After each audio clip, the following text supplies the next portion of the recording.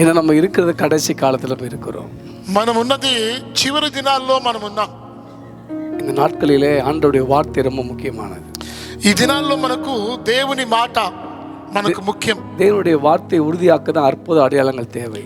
దేవుని మాట ద్వారా మన జీవితంలో అద్భుతములు ఆశ్చర్యములు కావాలి. என் அன்புக்குரியவர்களே, ప్రియమైన దేవుని బిడ్డలారా, ஒரு கூட்டத்துக்கு முன் ஆயத்தம் செய்தி அல்ல. ఒక కూటానికి ముందు సిద్ధపాటు అనేది వర్తమానం కాదు. ஜெபம், ప్రార్థన, ஜெபம், ప్రార్థన. நீங்கள் ஒருமனப்பட்டு கூடி ஜெபிப்பது ரொம்ப முக்கியமானது. ఇక్కడ అందరూ కూడా ఏకీభవించి ప్రార్థన చేయటం అవసరమైనది. நீங்கள் கூடி பேசுவது முக்கியமல்ல. మనం కూర్చొని మాట్లాడటం ప్రాముఖ్యం కాదు. நீங்கள் கூடி ஜெபிப்பது முக்கியம். మనమందరం కలిసి ప్రార్థన చేయటం ముఖ్యం. அப்போஸ்தலர்கள் கூடி ஜெபித்தார்கள், பேசவில்லை. అపోస్తలులందరూ కూడి ప్రార్థించారు, మాట్లాడలేదు. ஆமா, ரொம்ப முக்கியம். இந்த நாட்கள் ரொம்ப முக்கியமானது ஜெபம். ఈ దినాల్లో మనకు ప్రాముఖ్యమైనటువంటిది ప్రార్థన. நாங்கள் போற இடமெல்லாம் தேவன் இயற்கைக்கு அப்பாலப்பட்ட அற்புதங்கள் செய்கிற காரணம் என்னவென்றால் ஜெபம். మేము వెళ్ళిన ప్రతి చోట కూడా దేవుడు ప్రకృతికి మించిన అద్భుతాలు ఎందుకు చేస్తాడంటే మా వెనక ప్రార్థన. இன்னைக்கு தேவனுடைய வார்த்தை பேசுற ஆட்கள் அநேகம் இருக்கிறார்கள். ఈరోజు దేవుని వాక్యాన్ని చెప్పే సేవకులు చాలా మంది ఉన్నారు. அடுக்குமொழியில பேசுற ஆட்கள் இருக்கிறாங்க, அடுக்குமொழி பிரசங்கியார் இருக்கிறாங்க, మాతృభాషలో మాట్లాడేటువంటి సేవకులు ఉన్నారు, நல்ல கவிதை பேசுற பிரசங்கியார் இருக்கிறாங்க, మంచి కవితలు మాట్లాడుతూ ప్రసంగం చేసే వాళ్ళు ஆனா ఉన్నారు. ஆண்டவருடைய வல்லமை காட்டக்கூடிய பிரசங்கியார் குறைவுகள். కానీ దేవుని శక్తిని చూపిస్తూ మాట్లాడేటువంటి సేవకులు తక్కువ. நீங்கள் ஒரு பிரசங்கத்துக்கு ஒரு அதிகாரத்தை மனப்பாடம் பண்ணி பிரசங்கம் பண்ணலாம். ఒక ప్రసంగానికి ఒక అధ్యాయం మొత్తం చదివి ప్రసంగం చేయొచ్చు. ஆனா பிசாசு உங்களை ஒன்றும் செய்ய மாட்டான். సాతాను మిమ్మల్ని ఏం చేయడు. ஆனால் ஒரு அற்புதத்துக்கு தேவ சமூகத்துல காத்திருக்க வேண்டும். ఒక అద్భుతం జరగాలంటే దేవుని సన్నిధిలో కనిపెట్టాలి. அந்த అற்புதங்கள் கண்டாலாம் ஜனங்கள் விசுவாசிப்பார். అద్భుతాన్ని చూస్తేనే ప్రజలకు దేవుని మీద నమ్మకం కలుగుతుంది. ஆண்டவராகிய இயேசு கிறிஸ்து பிரசங்கத்தை பண்ணிவிட்டு போகவில்லை. ప్రభు అయిన యేసుక్రీస్తు ప్రసంగం చేస్తూ వెళ్ళలేదు. நீங்க திருசபையிலே அற்புதம் நடந்தால் நிச்சயம் ஜனங்கள் திரளாய் வருவார். ఈ రోజు సంఘములో అద్భుతాలు జరిగితేనే ప్రజలు దేవుని ఎదుకు వస్తారు. அந்த அற்புதத்தை பெற்ற மக்களுக்கு சத்தியத்திலே கட்டப்பட வேண்டும். ఆ అద్భుతం పొందినటువంటి ప్రజలు సత్యము చేత కట్టబడాలి. எந்த திருசபையிலே இந்த ரெண்டுக்கும் முக்கியப்படுத்துறாங்களோ சபை சீக்கிரம் வளர்ந்து. ఏ సంఘములో అయితే ఈ రెండింటికి అవకాశం ఇస్తారో ఆ సంఘం త్వరగా అభివృద్ధి చెందుతుంది. என் அன்புக்குரியவர்களே, ప్రియమైన దేవుని బిడ్డలారా, இறைவனில் எத்தனை பேர் தேவனுடைய அற்புதத்தை விசுவாசத்தோடு எதிர்பார்த்து வந்திருக்கிறீங்க? ఈ రాత్రి ఎంతమంది విశ్వాసంతో దేవుడు నాకు అద్భుతాన్ని చేస్తాడని నమ్మి వచ్చారు? చేతులు ఎత్తండి. அல்லேலூயா, హల్లెలూయా. நான் இங்க பொதுவா நான் ஆந்திரா வரதுக்கு ரொம்ப பயப்படுவேன். సర్వసాధారణంగా ఆంధ్రప్రదేశ్ రావాలంటే నేను చాలా భయపడతాను. விஜயவாடா எல்லாம் பல முறை வந்திருக்கிறேன். విజయవాడ కూడా చాలా సార్లు వచ్చాను. ஏன்னா இந்த டைம் சென்னையில முடிக்கிற டைம். ఎందుకంటే ఈ సమయము మద్రాసులో అంతా అయిపోయే సమయం. ஆனா இங்க தொடங்குற டைமா இருக்கு. కానీ ఆంధ్రప్రదేశ్లో ఇప్పుడే ప్రారంభిస్తున్నారు. நான் சொல்லும் போது சொன்னேன், ரொம்ப பேசிட்டே இருப்பாங்க. చాలా మాట్లాడుతూ ఉంటారు. ஏன்னா தேவனுடைய வார்த்தை தேவ ராஜ்யம் பேச்சில கிடையாது. దేవుని రాజ్యము మాటల్లో లేదు, தேவனுடைய வல்லமையில இருக்கிறது. దేవుని శక్తిలో ఉంది. ஆமென், ఆమేన్. சத்தத்தை உயர்த்தி அல்லேலூயா சொல்லுங்க. గట్టిగా హల్లెలూయా చెప్తామా? ஆமென், ఆమేన్. நான் இங்க எல்லா இடத்துல பார்க்குறது போஸ்டர்ஸ் அதிகமா இருக்கு, பிரசங்கர் அதிகமா இருக்கிறாங்க. చాలా ప్రాంతాల్లో చూస్తే వాల్ పోస్టులు చాలా ఉన్నాయి, ప్రసంగికులు చాలా మంది కనపడుతున్నారు. என்னோட ஊழியர்கள் பார்த்தீங்கன்னா இறந்தவர்கள் 9 பேர் உயிரோடு எழுப்பி இருக்கிறோம். చూడండి, చనిపోయినటువంటి వారిని 9 మంది కూడా లేపినట్టుగా లేదు. என்னோட யூடியூப்லாம் பாருங்க, இயற்கைக்கு அப்பாலப்பட்ட அற்புதங்களை ஜனங்கள் கடவுள் செய்யறதை நீங்க பார்க்கலாம். చూడండి, నా యూట్యూబ్ లో చాలా మందిని దేవుడు అద్భుతాలతో చేసింది మీరు చూడగలరు. என் அன்புக்குரியவர்களே, ప్రియమైన దేవుని బిడ్డలారా, இப்போ கவனிக்க வேண்டும். இந்த இடத்துல தேவன் செய்ய வேண்டிய அற்புத ஆயத்தமா இருக்கும். ఇక్కడ దేవుడు అద్భుతం చేయాలంటే మనం సిద్ధంగా ఉండాలి. அது ஊழியக்காரர்கள் ஒருமனப்பட்டு வரும். సేవకులందరూ కూడా ఏక మనసుతో ఉండాలి. இங்க நம்முடைய திறமையை காட்டக்கூடிய இடம் இல்ல. ఇక్కడ మన సామర్థ్యాన్ని చూపించే స్థలం కాదు. இது தேவனுடைய வல்லமையை வார்த்தை வெளிப்படுத்துகிற இடம். దేవుని యొక్క వాక్యాన్ని శక్తివంతంగా ప్రకటించే సమయం. என்னுடைய கூட்டத்தின் மூலமா ஒரு பெரிய சென்னையில ரவுடி ரட்சிக்கப்பட்டிருக்கிறார். నా కూటంలో చాలా మంది అద్భుతముల ద్వారా రక్షించబడ్డారు. எனக்கு அவர் ரவுடின்னு எனக்கு தெரியாது. ఆయన రౌడీ అని నాకు తెలియదు. போலீஸ்காரங்க அவரை கை கால் அடிச்சு உடைச்சிருக்கிறாங்க. పోలీసు వాళ్ళు ఆయన కాళ్ళు చేతులు బాగా కొట్టారు.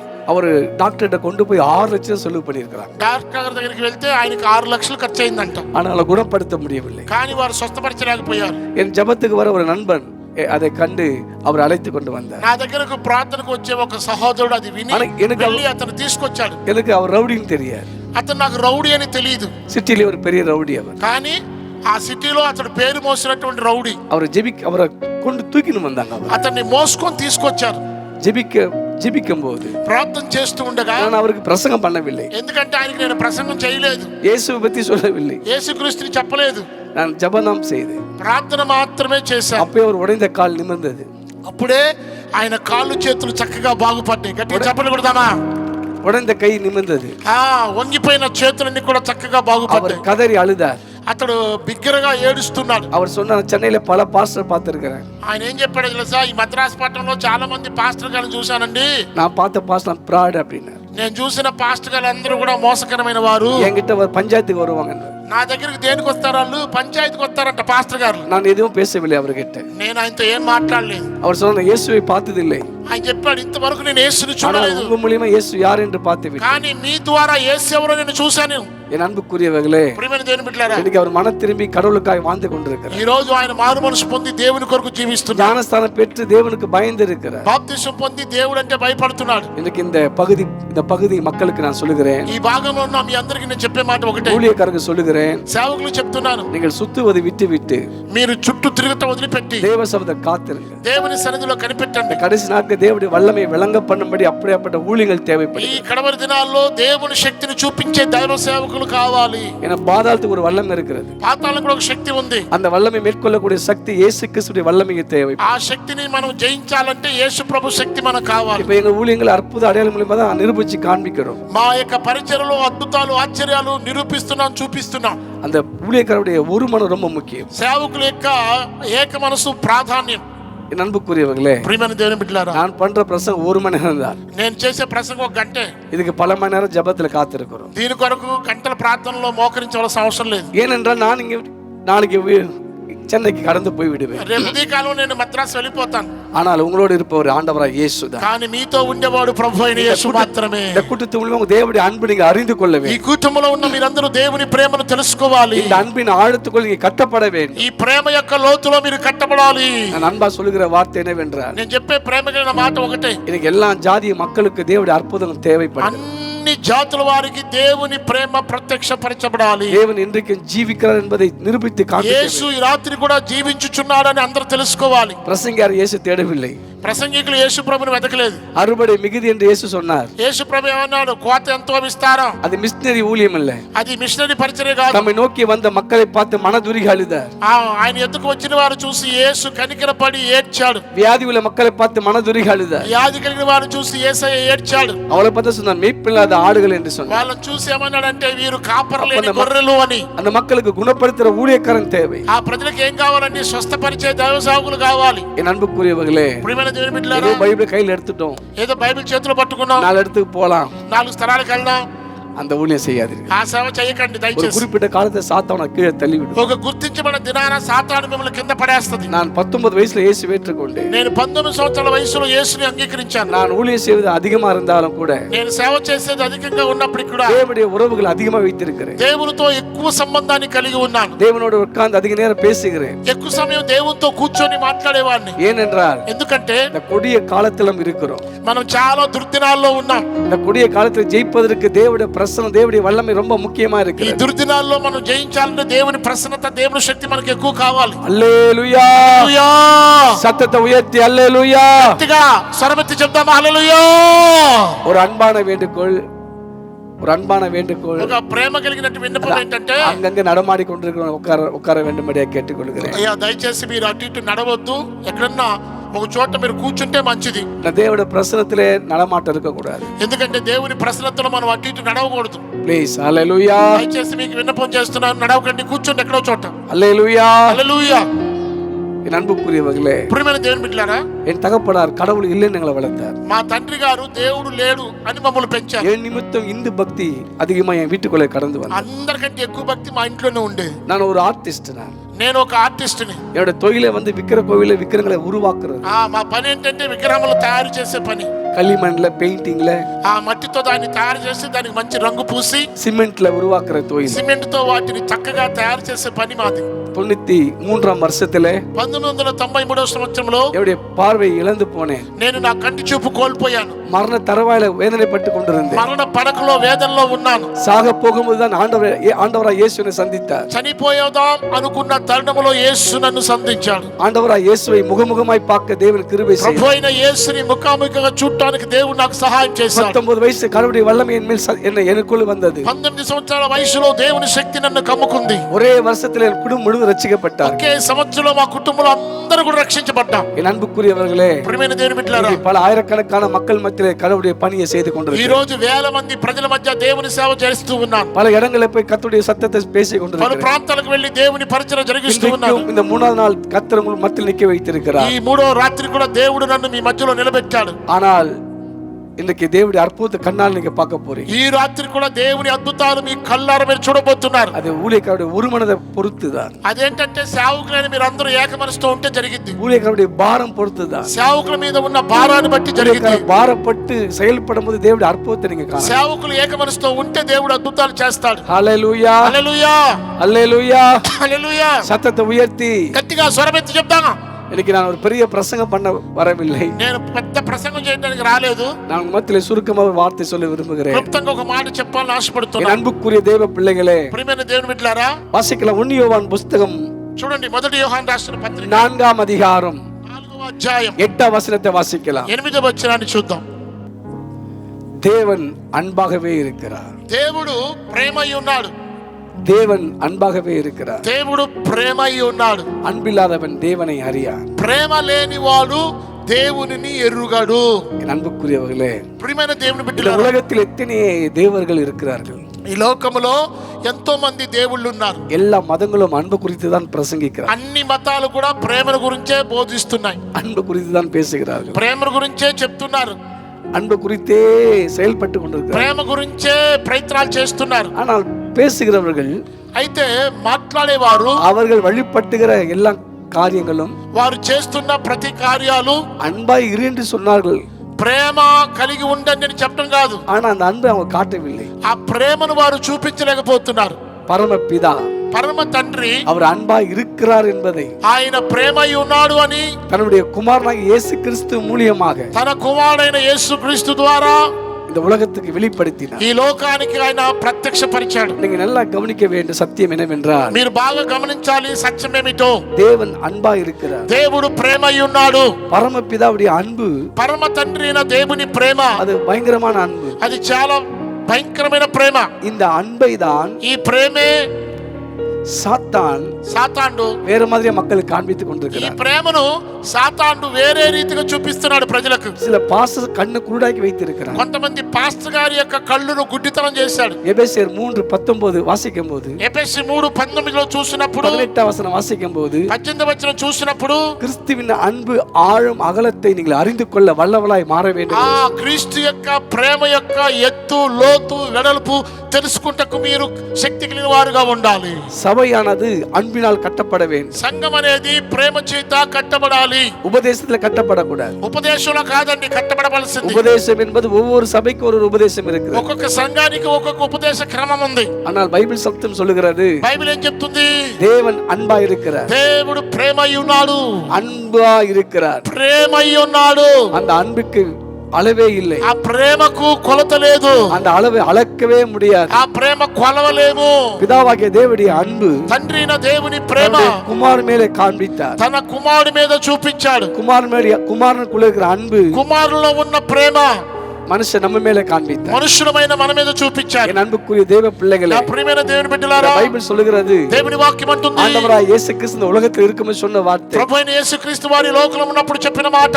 யோவான் 15వ அதிகாரம் యోహాను సువార్త 15వ అధ్యాయం 19వ వచనం வாசிக்கும் போது, 19వ వచనం చదివినప్పుడు இயேசு சொன்னார், యేసు అన్నాడు, நான் என் பிதாவும் அன்பாய் இருக்கிறோம். నేను తండ్రి ప్రేమై ఉన్నాము. யோவான் 17:23 24 வாசித்து பாருங்கள். యోహాను 17:23 చూసినప్పుడు, அனாதை உலக தோற்றத்துக்கு முன்னே பிதா எங்கிட்ட அன்பாய் இருக்கிறார்.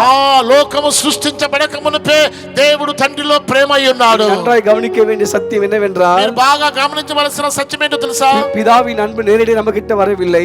తండ్రి యొక్క ప్రేమ సరాసరి మన దగ్గర రాలేదు. தன் குமார மேல வைத்த அன்பு, తన కుమారుడి మీద పెట్టిన ప్రేమ, குமாரன் பிதா மேல வைத்த அன்பு, కుమారుడు తండ్రి మీద ఉంచిన ప్రేమ, இந்த ரெண்டு அன்பு தான் ఈ రెండు ప్రేమలు தன் பிதாவுடைய அன்புக்கு கிறிஸ்து கீழ்ப்படிந்தார். తండ్రి యొక్క ప్రేమకు క్రీస్తు లోబడ్డాడు.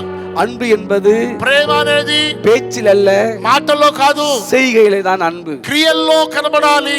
பேதுரு எழுதும்போது சொல்லுகிறார், పేతురు రాస్తున్నప్పుడు అంటున్నాడు, நாவினால் அல்ல, మాట చేత కాదు, கிரியினால் அன்பு கூற வேண்டும். క్రియ చేత ప్రేమించవలెను. ஆண்டவராய் இயேசு கிறிஸ்து ప్రభు అయిన యేసుక్రీస్తు நம்மை மீட்பதற்காக మనల్ని విడిపించుటకు విడిపించడానికి தன்னையே ஒப்பு கொடுத்தார் என்று తన్ను తాను అప్పగించుకున్నాడు. தன்னையே ஒப்பு கொடுத்தார். తన్ను తాను అప్పగించుకున్నాడు. என் அன்புக்குரிய தேவ பிள்ளைகளே, దేవుని బిడ్డలారా, யோவான் 15:13 சொல்லுகிறது. యోహాను 15:13 రాయబడింది. வீட்டில வாசித்து பாருங்கள். మీరు ఇంటికి వెళ్ళి చదువుకోండి. ஒருவன் நல்லவனுக்காக தன் ஜீவனை கொடுப்பது அன்பை காட்டிலும் வேறு அன்பு இல்லை. ఒకని కొరకు ఒకరు తన ప్రాణం ఇచ్చుట జీవము కంటే శ్రేష్టమైంది. இன்னைக்கு இந்த சத்தத்தை கேட்கிற தேவனுடைய சபையே, தேவனுடைய ஜனமே, தேவனுடைய ஊழியரே, ఈ శబ్దము వింటున్న దేవుని సేవకులారా, దేవుని సంఘమా, దేవుని జనమా, இந்த அன்பை குறித்தான அறிவு நிச்சயம் நமக்கு அவசியமா இருக்கு. ప్రేమను గురించినటువంటి జ్ఞానము మనకు అవసరము. ఈ రాత్రి బైబిల్లో వాసిக்கும்போது, మీరు బైబిల్లో చదివినప్పుడు தேவன் அன்பா இருக்கிறார், దేవుడు ప్రేమై ఉన్నాడు. 1 யோவான் 4:8 வசனத்தை வாசிக்கும்போது, మీరు 18వ వచనం చదివినప్పుడు அன்பிலே பயம் இல்லை, ప్రేమలో భయము లేదు. தேவனை குறித்தான அன்பிலே நீங்கள் அறிய அறிய, దేవుని ప్రేమను గురించిన ప్రేమను మీరు ఎరుగగా நமக்குள்ளே பயம் விலகி போகிறது. మనలో ఉన్న భయము తొలగిపోద్ది. பயத்திலே வேதனை இருக்கிறது. భయములో వేదన ఉంది. வேதனை என்பது வியாதி. వేదన అనేది వ్యాధి. வியாதி என்பது ஒரு பலவீனம். వ్యాధి అనేది బలహీనత. எங்க பயம் இருக்குதோ அங்க அசுத்தாவி இருக்கும். ఎక్కడైతే భయం ఉందో అక్కడ అపవిత్రాత్మ ఉంటుంది. ஒரு மந்திரவாதி ஒரு அசுத்தாவி அனுப்பும்போது, ఒక మంత్రవాది నీ మీదకు అపవిత్రాత్మను పంపేటప్పుడు முதலாவது அவங்க என்ன செய்கிறார்கள் என்ற பயமுறுத்துவார்கள். మొట్టమొదటిగా వాళ్ళు ఏం చేస్తారు? నిన్ను భయపెడతారు. என் அன்புக்குரியவர்களே, ప్రియమైన వారలారా, அன்னைக்கு ஆதியாகமத்துல வாசிக்கிறோம். దానికి ఆది కాండంలో చూస్తున్నాం. தேவன் வேதம் சொல்லுகிறது, వాక్యం అంటుంది, 2 தீமோத்தேயு 1:7 சொல்லுகிறது, 2 తిమోతి 1:7 தேவன் చెప్పబడింది, நமக்கு பயமுள்ள ஆவியை கொடுக்கவில்லை. దేవుడు మనకు భయపడే ఆత్మని ఇవ్వలేదు. பயமுள்ள ஆவி கொடுக்கிற தேவன் அல்லவே. భయపడే ఆత్మనిచ్చే దేవుడు కాదు మన ஆதி దేవుడు. மனுஷனை தேவன் அழைக்கும் போது பயந்து ஒளிந்து கொண்டார். మనుషుని దేవుడు పిలిచినప్పుడు మనుషుడు ఏం చేశాడండి? భయపడి దాక్కున్నాడు. பயம் என்பது அடிமைதனம். భయం అనేది బానిసత్వం. பயம் என்பது ஒரு பலவீனம். భయం అనేది బలహీనత. என் அன்புக்குரிய தேவ பிள்ளைகளே, ప్రియమైన దేవుని బిడ్డలారా, தேவன் நம்மை படைக்கும் போது அடிமையாய் படைக்கவில்லை, దేవుడు మనం సృష్టించినప్పుడు బానిసలుగా సృష్టించలేదు, பலவீனமாய் படைக்கவில்லை, బలహీనులుగా సృష్టించలేదు, வியாதியாய் படைக்கவில்லை, వ్యాధిలో సృష్టించలేదు. நம்முடைய சாயலாக தன்னுடைய ரூபத்தின்படி తన சிருஷ்டித்தார். స్వరూపములో తన పోలికలో దేవుడు మనం సృష్టించాడు. தேவனுடைய அன்பை புரிந்து கொள்ளுங்கள். దేవుని ప్రేమను అర్థం చేసుకుందాం. ஆதாம் பயந்து ஒளிந்து கொண்டார். ఆదాము భయపడి దాక్కున్నాడు. என் அன்புக்குரிய தேவ பிள்ளைகளே, నా ప్రియమైన దేవుని బిడ్డలారా, நீங்க அநேக பிரசங்கத்தை கேட்டுக் கொண்டிருக்கலாம். మీరు అనేకమైన ప్రసంగాలు విని ఉండవచ్చు. கடவுளுக்கு பயப்படுங்கள் என்று. దేవునికి భయపడండి. தேவ பயம் என்பது என்னவென்றால், దేవుని భయం ఏంటో తెలుసా? தீமையை வெறுப்பதே தேவ பயம். కీడుని ద్వేషించటే దేవుని கடவுள் భయం. எதை வேண்டாம் என்றால் வெறுப்பதுதான் பயம். దేవుడు ఏదైతే వద్దన్నాడో దానిని నువ్వు చేయకుండా ఉండటమే దేవుని భయం. ஆதியாகமம் 22:12 వాసిத்து பாருங்கள். ఆదికాండం 22:12 చూసినప్పుడు ஆபிரகாமை பார்த்து கர்த்தர் சொன்னார், అబ్రహామును చూసి దేవుడు நீ అంటున్నాడు, எனக்கு பயந்தவன் என்று சொன்னார். దీనిని బట్టి నీవు నాకు భయపడేవాడని అర్థమవుతుంది. அவர் சொன்னதை அப்படியே கீழ்ப்படிந்தார். ఆయన చెప్పిన మాటకు అబ్రహాం అలాగే లోబడ్డాడు. ஆதாம் கீழ்ப்படியாமல் போய்விட்டார். ఆదాము లోబడకుండా వెళ్ళిపోయాడు. ஆண்டவராய் இயேசு கிறிஸ்துவை பாருங்கள். ప్రభు అయిన యేసుక్రీస్తుని చూడండి. தான் பிதா மேலே வைத்த அன்பு நிமித்தம், తండ్రి మీద ఉంచిన ప్రేమ నిమిత్తం இயேசு சொன்னார், యేసు అన్నాడు, உலக தோற்றத்து முன்னே அவர் அன்பா இருந்தார். లోకము పుట్టక మునిపే వారు ప్రేమై ఉన్నారు. அப்படி அன்பா இருந்த தம்முடைய குமாரனை, అలాగూ ప్రేమై ఉన్న తన ఏకైక కుమారుని, இந்த మనుకులத்தை மீட்பதற்காக ఈ మనుష్య జాతిని విడిపించడానికి தம்முடைய குமாரனை இந்த உலகத்துக்கு அனுப்பினார். తన కుమారుని లోకానికి పంపాడు. இந்த குமாரனை இந்த உலகத்துக்கு ஜீவனாய் அனுப்பினார். కుమారుని లోకానికి జీవముగా పంపాడు. பிலிப்பியர் 1:21 சொல்லுகிறது, ఫిలిప్పీ 1:22 చెప్పబడింది, கிறிஸ்து ஜீவனாய் இருக்கிறார். క్రీస్తే నాకు జీవము. ஆதி மனுஷன் ஜீவனை இழந்தான். ఆదిలో ఉన్న మనుషుడు జీవాన్ని కోల్పోయాడు. கடவுள் மனிதனை உண்டாக்கி மண்ணிலே உருவாக்கினார். దేవుడు మనుషుని మట్టిలో చేశాడు. உருவாக்கப்பட்ட மனிதனை నిర్మించబడిన మనుషుని தன்னுடைய மூக்கு சுவாசத்தினால ஜீவனை ஊதினார். తన యొక్క జీవ శ్వాసను మానవులోనికి ఊదాడు. நீங்கள் யோசித்து பாருங்கள். మీరు ఆలోచించండి. கடவுள் நின்று கொண்டே దేవుడు నిలబడే ஊதினார். అలాగ ఉఫ్ అని ఊదితే பறந்து போயிருப்பான். మనం ఎగిరిపోయి ఉండేవాళ్ళం. மண்ணானவன். మనం మట్టి కదా, ஆனால் தேவன் குனிந்தார். కానీ దేవుడు అంట వంగాడంట. எவ்வளவு அற்புதமான தாழ்மை பார். ఎంత తగ్గిపో చూడండి దేవునికి. தன் மனிதனை குனிந்து ஊதினார். ఆ మనుషుడి దగ్గరకు వచ్చి అతని ముక్కులో శ్వాసను ఊదాడు. ஜீவன் புறப்பட்ட. అప్పుడు మనుషుడు జీవ శ్వాస ఆయను, ஜீவாத்மாய் மாறினார். జీవాత్మగా మారెను. இந்த ஜீவன் எதுக்கு என்றால், ఈ జీవం ఎందుకు? தேவனோடு தொடர்பு, దేవునితో సంబంధం కలిగి ఉండడానికి, தேவனுடைய உறவுக்கு, దేవుని ప్రేమ కలిగి ఉండడానికి, தேவனைப் போல வாழ்வதற்கு, దేవుని వలె జీవించడానికి, தேவனைப் போல ஆளுவதற்கு, దేవుని వలె పరిపాలించడానికి, சகலத்தையும் கீழ்ப்படுத்துவதற்கு, సమస్తానికి లోబడడానికి, இந்த பூமியிலே ஆசீர்வாதம் இருப்பதற்கு భూమిలో ఆశీర్వాదం ఉండడానికి அந்த ஜீவனை ஊதினார். ఆ జీవాన్ని దేవుడు ఊదాడు. பிசாசு என்ன செய்தார்? సాతాను ఏం చేశాడు? அந்த உறவை அழித்தார். ఆ సంబంధాన్ని తెంచేశాడు. ஜீவ ஆத்மாக்குள்ள இருந்த மனிதனை జీవ ఆత్మలో ఉన్న మనుషుణ్ణి சாதாரண மனிதனாய் மாத்தி సాధారణ వ్యక్తిగా మార్చేశాడు. யோசித்து பாருங்க. ఒకసారి ఆలోచించండి. மனுஷனாய் மாத்தி விட்டார். మనుషునిగా మార్చేశాడు. பாவ மனுஷனாய் மாத்தி விட்டார். పాపంతో నిన్న మనుషునిగా பாவத்துக்கு మార్చాడు. அடிமையாய் மாத்தி விட்டார். పాపానికి బానిసగా మార్చాడు. சபிக்கப்பட்ட மனிதனாய் மாத்தி శపించబడిన మనుషునిగా మార్చాడు. அந்த మనుకులத்தை மீட்பதற்கு தான் ఆ మనుష్య జాతిని విడిపించడానికే பரமபிதா పరమ తండ్రి தன்னுடைய குமாரனை அழைத்தார். తన కుమారుని పిలిచాడు. கலாத்தியர் 1:4 சொல்லுகிறது, గలతీ 1:4 చెప్పబడింది, தம்மை ஒப்பு கொடுத்தாரா, తన్ను తాను అప్పగించుకొనెను. தன்னை ஒப்பு கொடுத்தார். తన్ను తాను தன் అప్పగించుకొనెను. பிதாவின் சித்தத்தின்படி தான் செய்வதற்கு தன்னை ஒப்பு கொடுத்தார். తండ్రి చిత్తాన్ని చేయటానికి తన్ను తాను అప్పగించుకున్నాడు. ஒருவன் நல்லவனுக்காக ஜீவனை கொடுப்பது அரிது. ఒకడు మంచివాని కొరకు ప్రాణం పెట్టుట మంచిదే. அந்த அன்பை காட்டில் வேற அன்பு உலகத்தில் இல்லை. అంత ప్రేమ కంటే వేరొక ప్రేమ లేదు ஆனா లోకంలో. அந்த அன்பை காட்டில் மேலான ஒரு அன்பு, కానీ ఆ ప్రేమ కంటే ఉన్నతమైన ప్రేమ ரோமர் 5:8 சொல்லுகிறது, రోమా 5:8 రాయబడింది, நாம் அக்கிரமத்தில் மரித்தவளாய் இருந்தோம், మనం అతిక్రమణ చేత చచ్చిన వారమై ఉండగా இந்த காலத்தில் கிறிஸ்து நமக்காக மரித்தார். తగిన కాలమందు దేవుడు మన నిమిత్తము చనిపోయాడు. மரித்த நோக்கம் தேவனுடைய அன்பை விளங்க பண்ண. మరణించడానికి కారణం ఏంటో తెలుసా? దేవుడు తన ప్రేమను మన ఎడల చూపించాడు. கிறிஸ்து நல்லவனுக்காக மரிக்கவில்லை, క్రీస్తు మంచివాని కొరకు చనిపోలేదు. நாம் பாவிகளாய் இருக்கையில் மரித்தார். మనం పాపులుగా ఉండగా మన కొరకు క్రీస్తు தேவன் చనిపోయాడు. எவ்வளவு பெரிய அன்பான கடவுள் பாரு. దేవుడు ఎంత ప్రేమ కలిగిన దేవుడో చూడండి. அந்த அன்பான தெய்வம் தம்முடைய குமாரனையே கொடுத்தார். ఆ ప్రేమ కలిగిన దేవుడు తన ఏకైక కుమారుని మన కొరకు ఇచ్చాడు. வேதம் சொல்லுகிறது, వాక్యం అంటుంది, எபேசியர் 1:9, ఎఫెసీ 1:9, 2 కొరింథీయుர் 5:19, 2 కొరింథీ 5:19, கொலோசியர் 1:20-21. కొలస్సీ 1:28-29. நீங்கள் வீட்டில் வாசித்து பாருங்க. మీరు ఇంటికి వెళ్ళి చదువుకోండి. இருத்திரத்தாரை మన ஒன்றாக்கினார். ఇద్దరిని కూడా ఆయనతో ఏకపరిచాడు. வாக்குத்தத்தம் பண்ணப்பட்டவர்களையும் వాగ్దానం చేసిన వారిని, வாக்குத்தத்தம் இல்லாத புறஜாதிகளையும் వాగ్దానం లేని అన్ని జనులను, இருத்திரத்தாரை ஒன்றாக்கினார். అందరినీ కూడా క్రీస్తునందు ఒకటిగా చేశాడు. தனக்குள்ளே ஒப்புரவாக்கினார். తనలో సంబంధం కలిగిన వారుగా మార్చాడు. தனக்குள்ளே பரிசுத்தமாக்கினார். తనలో పరిశుద్ధం కలిగిన వారు మార్చాడు. தனக்குள்ளே சிருஷ்டித்தார். తనలో సృష్టించాడు. என் அன்புக்குரிய தேவ பிள்ளைகளே, ప్రియమైన దేవుని బిడ్డలారా, எந்த மனுக்குலத்தை சாத்தான் அழித்தானோ, ఏ మనుష్య జాతిని సాతాను నాశనం చేశాడో, மண்ணான மனிதனை அழிக்கப்பட்டானோ, మనుషుడు మట్టైన మనుషుడు నశింప చేయబడ్డాడు. பைபிள் சொல்லுகிறது, బైబిల్ అంటుంది, புதிய ஏற்பாடு சட்டத்தின்படி కొత్త నిబంధన ప్రకారము நாம் மண்ணல்ல, మనం మట్టి కాదు, புதிய சிருஷ்டி. నూతన సృష్టి.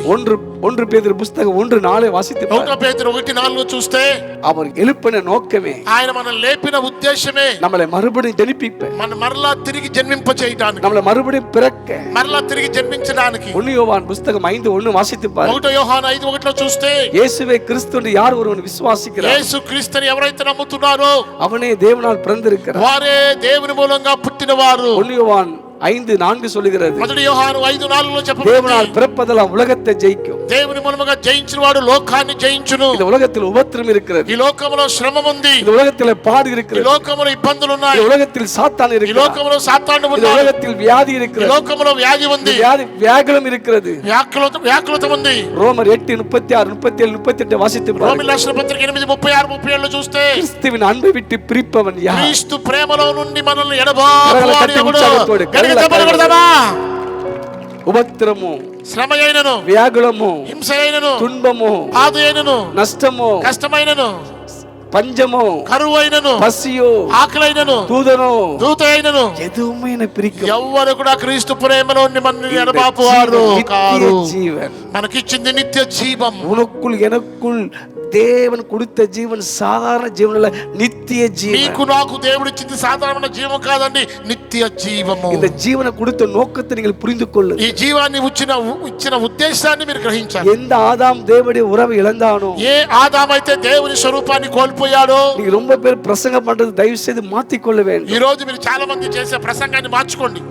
மோசே போல ஜெபிங்கள், మోషే కొరకు ప్రార్థించండి, எலியா போல ஜெபிங்கள், ఏలియా వలె ప్రార్థించండి, நெகேமியா போல ஜெபிங்கள். నెహెమ్యా వలె ప్రార్థించండి. என்ன சொல்ற, ஜெபிக்கிறது தப்பு சொல்லல, నేను ప్రార్థించడం తప్పంటే நீங்க அவங்கள மாதிரியே காட்டாதீங்க. మీరు వారిలాగా మీరు చేయొద్దు. இயேசு சொன்னார், யோவான் 10:8 சொன்னார், యోహాను సువార్త 18లో యేసయ్య అన్నాడు, எனக்கு பின்னாடி வந்தவள கல்லனும் கொல்லணும், నాకు వెనక వచ్చిన మీరు ఏం చేయాలి? ஒரு நல்ல மேய்ப்பன் வாசல் வழியா வர வேண்டும். ఒక మంచి కాపరి ద్వారం గుండా రావాలి. யோவான் 10:1-4 வரைக்கும் வாசித்து பாருங்க. యోహాను 10:1-4 వరకు చదివితే, வாசல் என்பது தேவனுடைய வார்த்தை காட்டுகிறது. ద్వారం అనేది దేవుని వాక్యం ஆண்டவராய் చూపిస్తుంది. இயேசு குறித்து சொல்லப்பட்ட ஒவ்வொரு தீர்க்கதரிசனமும் நமக்காகத்தான். ప్రభు అయిన యేసుక్రీస్తు చెప్పిన ప్రతి ప్రవచనం మన కొరకే. நீங்கள் மோசே பத்தி சொல்லி ஒரு பிரயோஜனமே கிடையாது. మీరు మోషే గురించి చెప్పడం వల్ల లాభం ఏంటి?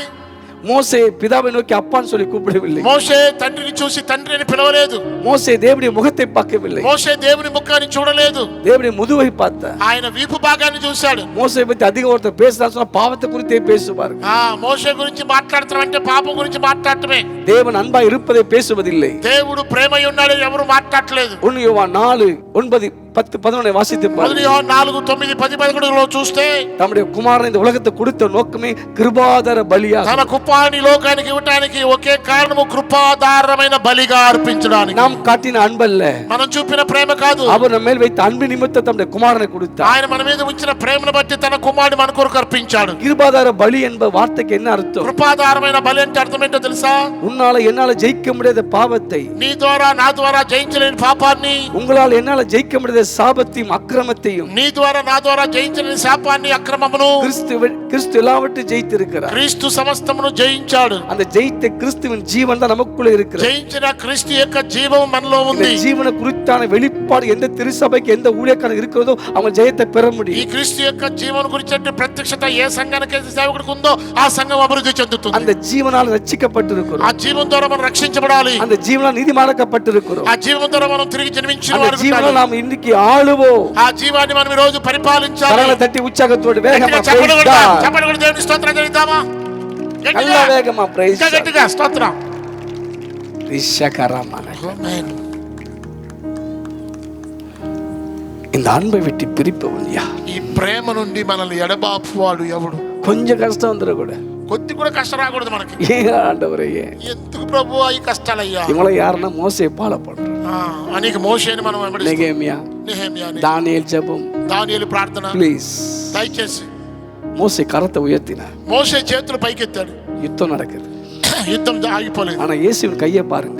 యేసయ్య చేతులు ఎత్తాడు. லூக்கா 24 அதிகாரத்துல வாசித்து లూకా 24 చదువుతున్నాం. இயேசு கரத்தை உயர்த்தினார். యేసు చేతులు పైకెత్తాడు. அந்த పట్టణம் ఆస్వాదిக்கப்பட்டது. ఆ పట్టణము దీవించబడింది. தானியேல் புத்தகத்தை வாசிங்கள். దానియేలు గ్రంథము அவர் చదవండి. செய்த அக்கிரமத்துக்காக மனக்கசந்து அழுவனார். వారు చేసిన పాపాన్ని బట్టి పిదాకల్ దుఃఖముతో ప్రార్థించారు. பிதாக்கள் செய்த அத்தனை பாவத்தை அவனை சிறையாக்கி விட்டார். అన్ని చేసిన పాపాలన్నీ కూడా వారిని చెరసాలుగా ఉంచాయి. பழைய ஏற்பாடு பரிசுத்தவான் யாருமே அப்பா என்று யாரும் அழைக்கவில்லை. పాత నిబంధనలో ఉన్న పరిశుద్ధులు ఎవరు కూడా తండ్రిని తండ్రి అని సంబోధించలేదు. அப்பா பிதா என்று கூப்பிடவில்லை. తండ్రి అని ఎవరు కూడా పిలవలేదు. ஆனா புதிய ஏற்பாடு சட்டத்தின்படி அந்த கிருபையின் கீழே இருக்கிற திருச்சபைக்கு நான் சொல்ல விரும்புகிறேன். అయితే క్రొత్త నిబంధనలో ఉన్నటువంటి సంఘానికి నేను చెప్పేది ఏంటంటే ரோமர் 5:2 சொல்லுகிறது. రోమా 5:2 రాయబడింది. கிருபைக்கு உட்படுத்தின பிதா, ఆ కృపకు మనల్ని పిలిచిన దేవుడు. 1 కొరింథీయులు 1:30 వాసిத்து பாருங்க. 1 కొరింథీ 1:30లో చూస్తే கிருபைக்கு அழைத்த பிதா, కృపకు పిలిచిన దేవుడు. அந்த கிருபை என்பது வார்த்தைக்கு இயேசு குறித்தான வெளிப்பாடு உள்ள திருச்சபைக்கு சொல்லுகிறேன். కృప అనే మాటకు యేసుక్రీస్తు గురించిన ప్రత్యక్షత ఇదే నేను సంఘానికి చెప్తున్నాను. கிறிஸ்து தான் நமக்கு தலையா இருக்கிறார். క్రీస్తే మనకు తల అయి ఉన్నాడు. கொலோசியர் 1:18 వాసిத்து కొలస్సీ பாருங்க. 1:15లో చూసినప్పుడు தலைவரும் முதல்வரும், మొదటి వాడును కడపటి వాడును. நீங்கள் முதலமைச்சர் தேடி போக கூடாது. మీరు మొదటి మంత్రి ప్రధానమంత్రి தயவு செய்து கட்சிக்காரன் தேடி மாலை போடாதீங்க. దయచేసి ఎవరు కూడా పూలమాల వేయకండి. அந்த தவறு சபை செய்யக்கூடாது. ఆ తప్పు సంఘం చేయకూడదు. என் அன்புக்குரியவர்களே, ప్రియమైన దేవుని బిడ్డలారా, உதிக்கிற ஒளிர்த்து ராஜாக்கள் நடந்து வருவார்.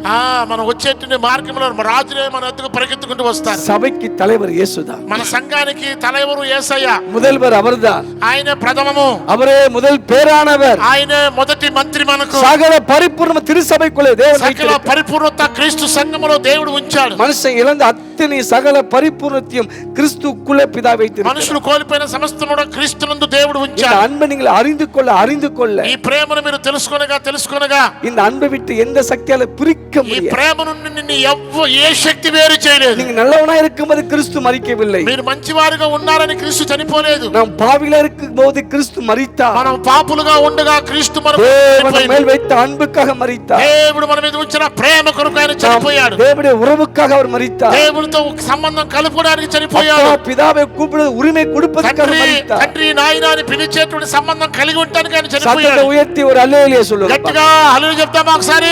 அல்லேலூயா. హల్లెలూయా. பழைய ஏற்பாடு பரிசுத்தம் யாரும் அப்பான்னு சொல்லி கூப்பிடவில்லை. గమనించండి, పాత నిబంధనలో ఉన్న పరిశుద్ధులు ఎవరు కూడా తండ్రి అని పిలవలేదు. ஆனால் ஆண்டவராய் இயேசு கிறிஸ்துவுடைய புது உடன்படிக்கைக்குள்ள இருக்கிற திருசபையின் வெளிச்சத்துக்குள் இருக்கிறவங்க தான் அவர் அப்பான்னு கூப்பிடுறார். క్రొత్త నిబంధనలో యేసు క్రీస్తు కృప ద్వారా రక్షణలోకి వచ్చిన మనమేనండి ఆయన తండ్రి అని పిలుస్తున్నాం. ரோமர் 5:5 சொல்லுகிறது. రోమ 5:5లో రాయబడింది, இந்த அன்பை நம்ம மேல ஊத்தி இருக்கிறார். ఈ ప్రేమను దేవుడు మన మీద కుమ్మరించాడు. அந்த అభిషేகம் தான், ఆ అభిషేకమే, அந்த அன்பு தான், ఆ ప్రేమే உன்னை என்னை ஏவுகிறது. నిన్ను నన్ను పరిపాలిస్తుంది. நான் ரட்சிக்கப்பட்ட புதுசே, నేను రక్షించబడిన క్రొత్తలో குடும்பத்தை எவ்வளோ உபத்திரப்படுத்தினார். మా కుటుంబంలో ఉన్న వారు నన్ను ఎంతో శ్రమ పెట్టారు. என் சொந்த பந்தெல்லாம் எனக்கு మా உபத்திரப்படுத்தினார். బంధువులంతా కూడా చాలా బాధ పెట్టారు. ஐயோ பயங்கரமான பிரச்சனைகள். భయంకరమైన సమస్యలు ఎదుర్కొన్నాను. ஆனால் ஆண்டவருடைய అன்பை நான் விட, కానీ దేవుని ప్రేమను వదిలిపెట్టలేదు. என்னுடைய வருமானமே கோவில் தான். నా యొక్క ఆదాయమే ఆ గుళ్ళు. நல்ல வருமானம் வரும். నాకు వచ్చేది ఆదాయం అంతా ఆ గుళ్ళ మీదే. கடவுளை ஏற்றுக்கொண்டு కానీ యేసుని అంగీకరించిన తర్వాత எல்லாவற்றையும் தூக்கி எறிந்து అన్నిటిని వదిలేశాను. என் வீட்டுல எனக்கு சாப்பாடே கொடுக்கல. నా ఇంట్లో నాకు భోజనం పెట్టట్లా. திட்டிக்கிட்டே இருப்பாங்க, తిడుతూనే ఉన్నారు, திட்டிக்கிட்டே இருப்பாங்க. తిడుతూనే ఉన్నారు. எவ்வளோ வேதனைகள். ఎంతో వేదన. நான் சாப்பிட மாட்டேன். నేను ఇక భోజనం చేయను. போய் நேரம் கிடைக்கும்போது முழங்கால் படிட்டு ஜெபம் பண்ணி కొన్ని గంటలుగా మోకాళ్ళ మీద ఉండి ప్రార్థన చేస్తూనే இரவு நேரம் தூக்கம் இல்லாமல் தேவ சமூகத்தை கதறி ஜெபம். రాత్రంతా కూడా నిద్రపోకుండా దేవుని సన్నిధిలో కనిపెట్టి ప్రార్థన చేస్తూనే ఉంటాను. கடவுளுடைய சத்தத்தை கேட்க ஆரம்பித்தேன். దేవుని స్వరాన్ని వింటూ ప్రారంభించాను. தேவனுடைய வார்த்தையை கேட்க ஆரம்பித்தேன். దేవుని మాట వింటూ ప్రారంభించాను. என் அன்புக்குரிய தேவ ప్రియమైన దేవుని బిడ్డలారా, கடவுள் சொன்ன ஒரு வார்த்தை, దేవుడు చెప్పిన ఒక మాట, என் ஜனங்களுக்காக நீ கதறி నా జనుల కొరకు నీవు కన్నీరు కార్చాలి, திறப்பிலே நிற்பாய் என்று கேட்டு నీ వారి కొరకు విలాప ప్రవక్తగా మారాలి. தேவ பிள்ளைகளே, ప్రియమైన దేవుని బిడ్డలారా, தேவன் அன்பாய் இருக்கிறார். దేవుడు ప్రేమై ఉన్నాడు. ஒரு சம்பவத்தை சொல்லி நான் முடிக்க விரும்புகிறேன். ఒక సంఘటన చెప్పి నేను ముగిస్తాను. ஒரு திருடன் ஒரு கிறிஸ்தவ வீட்டுல போய் திருட போறான். ఒక దొంగంట ఒక క్రైస్తవుడి ఇంట్లో దొంగతనం చేయడానికి వెళ్ళాడు. அந்த வீட்டுக்குள்ள போய் எல்லாவற்றையும் திருட்டான். ఆ ఇంట్లోకి వెళ్ళి ఉన్నవన్నీ కూడా దొంగిలించాడు. அவனுக்கு ஒரு பலவீனம் இருக்குது. ఆయనకు ఒక బలహీనత ఉంది. என்ன பலவீனம் என்றால், ఏంటంటే బలహీనత, வயிறு வலி வரும். కడుపు నొప్పి. அந்த வயிற்று வலி வந்தா அவனுக்கு ஒரு 10-20 நிமிஷம் வலி தாங்க ఆ முடியும். కడుపు నొప్పి వచ్చినప్పుడు ఒక 10 నిమిషాలు 20 నిమిషాలు ఆ కడుపు నొప్పితో బాధపడతా ఉంటాడంట. அங்கே இங்க உருண்டு சத்தம் போடுவான். అటు ఇటు కూడా దొర్లాడుతూ కేకలు వేస్తా ఉంటాడంట. சத்தம் போட்டு கதறு బిగ్గరగా కేకలు వేస్తాడంట.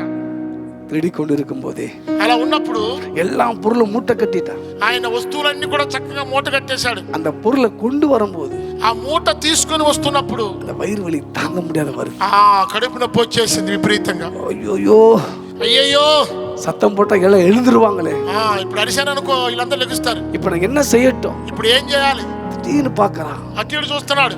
அங்க ஒரு சிலுவையின் காட்சி. అక్కడ ఒక సిలువ యొక్క ప్రదర్శన ఉంది. கிறிஸ்துவ வீடு, అక్కడ క్రైస్తవుని ఇల్లు. இயேசு சிலுவையில தொங்கி கொண்டிருக்கு. యేసు ప్రభు సిలువ మీద వేలాడుతున్నాడు. அந்த போட்டோவை பார்த்து ఆ ఫోటోను చూసి அந்த திருடன் கையை வைத்தார்.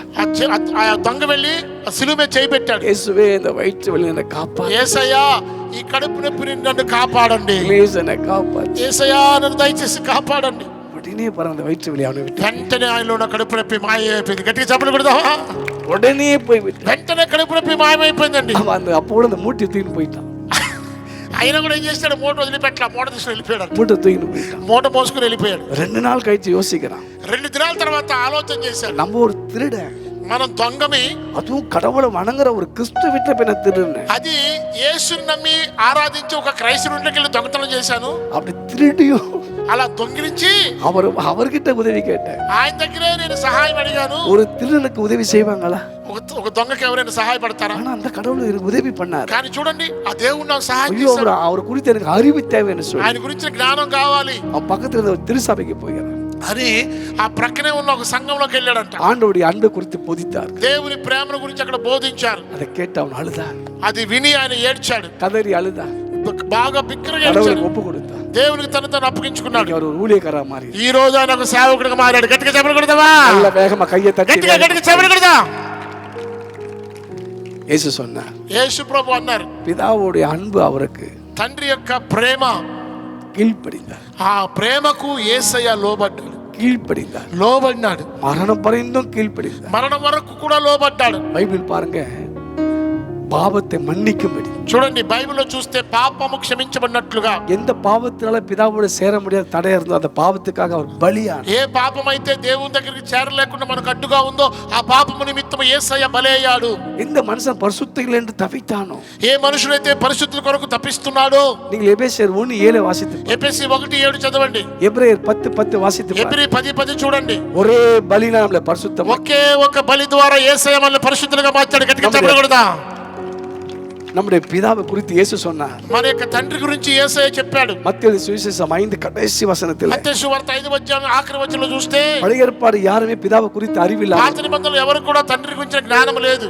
பிதாவை குறித்து அறிவு உள்ளவர் இயேசு ஒருவர். తండ్రి గురించిన జ్ఞానం లేని వాడు యేసయ్య ఒక్కడు మాత్రమే. யோவான் 1:14 వசனத்தை வாசி. యోహాను 1:14 చూస్తే, யோவான் 6:46 వాసితే, యోహాను 6:44 చూసినప్పుడు, இவரே பிதாவின் தற்சுரூபமா, ఆయనే తండ్రి యొక్క స్వరూప్యము.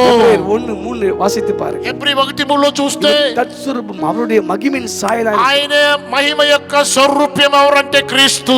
அவரே பிதாவுக்கு ஒப்பானவர். ఆయనే తండ్రికి సమానమైన వాడు. 14 அதிகாரத்தை வாசிக்கும்போது, యోహాను సువార్త 14వ అధ్యాయం చదివితే, பிதாவை காண்கிறார். నన్ను చూచిన వాడు తండ్రిని చూచినట్లుగా, பிதாவுக்கு ஒப்பானவர் தான் இயேசு. తండ్రికి సమానమైన వాడు యేసు. அந்த இயேசு கிறிஸ்து தான் ఆ యేసు క్రీస్తు புறஜாதி நமக்குள்ள வாசம் అన్ని జనులమైన మనలో నివాసం கரங்களை చేస్తున్నాడు. தட்டி உற்சாகத்தோடு గట్టిగా చప్పట్లు కొడదామా? நல்ல பின்னாடி எல்லா கையை தட்டி వెనకున్న వారు కూడా గట్టిగా చప్పట్లు కొట్టాలి. వెనకాల ఉన్న వాళ్ళు కూడా గట్టిగా. அன்பை கொடுத்த நோக்கம், ఈ ప్రేమను గురించిన ఉద్దేశం, இந்த ஜீவனை கொடுத்த நோக்கம், ఈ జీవాన్ని గురించిన ఉద్దేశం யோவான் 3:16 சொல்லுகிறது, యోహాను 3:14 రాయబడింది, கெட்டு போக கூடாது. నశించిపోకుండా, கெட்டு போன ரட்சிக்க தான் அந்த ஜீவன் நமக்குள்ள வந்து. నశించిపోకుండా ఆ జీవం మనలోనికి వచ్చింది. நாம் எல்லாரும் வழி விலகி கெட்டு போனோம். మనమందరం కూడా మార్గం నుండి తప్పిపోయామట. பாவம் செய்து கெட்டு போனோம். పాపం చేసి నశించిపోయాం. கெட்டு போன மனுக்குலத்தை மீட்பதற்கு தான் ஜீவனோடு இந்த உலகம். చనిపోయిన మనుషుల్ని విడిపించడానికి యేసయ్య జీవముతో వచ్చాడు. ஒரு காலம் கெட்டு போக மாட்டீங்க. మీరు ఒక దినం కూడా నశించిపోరు. உங்களுக்குள்ள இருக்கிற ஜீவன் கிறிஸ்துவின் ஜீவன். మీలో ఉన్నది క్రీస్తు యొక్క జీవము. அது நித்திய ஜீவன். అది నిత్య జీవము. அது உனக்காய் எனக்காய் பரிந்து பேசுகிற అది నీ కొరకు నా కొరకు విజ్ఞాపన చేస్తుంది. பிதாவாகிய தேவன் பரிபூர்ண அழகு உள்ளவரா. తండ్రి అయిన దేవుడు పరిపూర్ణుడు, సంపూర్ణమైన వాడు. அவர் பூர்ண சர்க்குண உள்ளவர். ఆయన సంపూర్ణమైన గుణము కలిగిన వాడు. அப்படியாப்பட்ட அன்பு நிறைந்த பிதாவை குறித்து வெளிப்பாடு இயேசு கிறிஸ்து ஒருவர் மாத்திரம்தான். అటువంటి దేవుని ప్రేమ గురించి ఎరిగిన వాడు యేసుక్రీస్తు ఒక్కడు మాత్రమే. அவர் பரிபூர்ணம் இருக்குது போல ఆయన పరిపూర్ణుడుగా ఉన్నట్లుగా நம்மையும் பூர்ணத்துக்குள்ள கொண்டு போனார். మనల్ని కూడా పరిపూర్ణతకు తీసుకెళ్ళిపోతున్నాడు. 10:14 சொல்லுகிறது, హెబ్రీ 10:14 రాయబడింది, யார் அவர் பரிசுத்தப்படுத்தினாரோ ఎవరైతే ఆయన పరిశుద్ధపరిచాడో பூர்ணப்படுத்தினார். వారిని సంపూర్ణులుగా చేశాడు. நியாயப்பிரமாணம் ஒன்றையும் பூர்ணப்படுத்தாது. ధర్మశాస్త్రం నిన్ను సంపూర్ణంగా చేయలేదు. தேவனுடைய ஊழியரே, దేవుని సేవకులారా, திருசபையில கழுவுன்னு சொல்லி பிரசங்கத்தை தயவு செய்து விட்டு விடு. ఈ రోజు సంఘంలో ఏం చెప్పాలి? కడగబడండి కడగబడండి అని ప్రసంగాలు చేయకండి. தயவு செய்து ప్లీజ్ மறந்து விடுங்க. దయచేసి ఆ మాట మర్చిపోండి. இயேசுவோடு இருக்கிறது உண்மையானா, యేసుతో నువ్వు ఉన్నది వాస్తవం అయితే, யோவான் புத்தகம் 1 அதிகாரம் 7 வசனம் சொல்லுகிறது, యోహాను 1:7 రాయబడింది, கழுவுற வேலை ஏன் வேலை கிடையாது, కడిగే పని నా పని కాదు. ஆண்டவராய் இயேசு கிறிஸ்து ரத்தம் நம்மளை சுத்திகரிக்கிறது. యేసుక్రీస్తు యొక్క రక్తమే మనల్ని శుద్ధీకరిస్తుంది. நம்மளை சுத்திகரிக்கிறது. మనల్ని శుద్ధీకరిస్తుంది. இயேசு ஒரே தரம் நம்மளை சுத்திகரித்தார். యేసు ఒక్కసారి మనల్ని இயேசு శుద్ధీకరించాడు. ஒரே தரம் மரித்தார். యేసు ఒక్కసారి చనిపోయాడు. இயேசு ஒரே தரம் பாடுபட்டார். యేసు ఒక్కసారి శ్రమ పడ్డాడు. பல வருஷமா அதே பாடல் பேசி கொண்டிருக்கிறார். ఇంకా సంవత్సరాల తరబడి అదే మాట మనం మాట్లాడకూడదు. பரிசுத்தமாயிரு, పரிశుద్ధமாயிரு, నువ్వు పరిశుద్ధంగా ఉండు, పరిశుద్ధంగా ఉండు, కడగబడు. உன்னை என் தேவன் ஆதி முதல் கொண்டு பரிசுத்தமாக்கிட்டார். నిన్ను నన్ను దేవుడు ఆదిలోనే దేవుడు మనల్ని పరిశుద్ధులుగా మార్చేశాడు. இன்னும் பரிசுத்தமா இருக்கணும், தப்பு கிடையாது. నువ్వు ఇంకా పరిశుద్ధులుగా ఉండాలి, మంచిదే. பரிசுத்தமா ஆக்கப்பட்டிருக்கிறோம். పరిశుద్ధునిగా మనం మార్చబడ్డాం. இயேசு கிறிஸ்துவின் ஒரே பலியால பரிசுத்தமாக்கப்பட்டு, యేసుక్రీస్తు యొక్క ఒకే బలి ద్వారా మనం పరిశుద్ధులుగా మార్చబడ్డాం. பரிசுத்தமாக்கப்பட்டிருக்கிறோம். ఆయన బలి చేత మనం పరిశుద్ధులుగా మార్చబడ్డాం. அவர் நாமத்தில பரிசுத்தமாக்கப்பட்டிருக்கிறோம். ఆయన నామం ద్వారా పరిశుద్ధులుగా మార్చబడ్డాం. பரிசுத்தாவினால் பரிசுத்தமாக்கப்பட்டிருக்கிறோம். పరిశుద్ధాత్మ చేత పరిశుద్ధపరచబడ్డాం. அந்த అన్பினால் ఆ பரிசுத்தமாக்கப்பட்டிருக்கிறோம். ప్రేమ చేత పరిశుద్ధపరచబడ్డాం. தயவு செய்து மறந்து போவாதே. దయచేసి మర్చిపోకండి. ஜீவன் கொடுக்கிற அன்பு, ఆ జీవం ఇచ్చేటువంటి ప్రేమ, இந்த ஜீவனை விட்டு பிரிக்காத அன்பு, ఈ జీవాన్ని విడిచిపెట్టి నిన్ను తొలగని ప్రేమ, இந்த அன்பு தைரியத்தை உண்டாக்குற ఈ அன்பு. ప్రేమ ధైర్యాన్ని ఇచ్చే ప్రేమ. நீங்கள் ஒரு நாளும் மரணத்தை காண்பதில்லை. మీరు ఒక రోజు కూడా మరణాన్ని చూడరు. ஒரு நாளும் பயம் நமக்குள்ள வரக்கூடாது. ఒక రోజు కూడా భయం నీలో రాకూడదు. நமக்குள்ள இருக்கிற நித்திய ஜீவன். ఎందుకంటే మనలో నిత్య జీవం ఉంది. நான் 2020 இறந்து விட்டேன். 2020 இறந்துட்டேன். 2020లో నేను చచ్చిపోయా. எனக்கு திடீர்னு ஒரு பலவீனம் தாக்கினது. అనుకోకుండా ఒక బలహీనత వచ్చింది. கொரோனா வியாதி கிடையாது, கொரோனா வியாதி இல்லை, కరోనా వ్యాధి కాదండి. திடீர்னு எனக்கு மரணம் நேரிட்டது. అనుకోకుండా నాకు మరణం వచ్చింది. நான் மரித்து விட்டேன். నేను చచ్చిపోయాను. எனக்கு 2 பிள்ளைகள். నాకు 2 పిల్లలు. என்னுடைய பிள்ளைகளுக்கு நான் அதிகமா அந்நிய பாஷை ஜெபிக்க சொல்லிக் கொடுப்பேன்.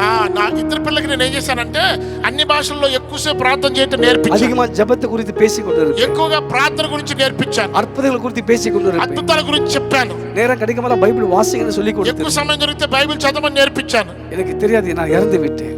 నాకు తెలియదు నేను చచ్చిపోయాను. நான் கதை சொல்லவில்லை. కథ కాదండి, నిజం చెప్తున్నా. என்னுடைய யூடியூப்ல பாருங்க, என் பிள்ளைக்கு சாட்சி கொடுப்பாரு.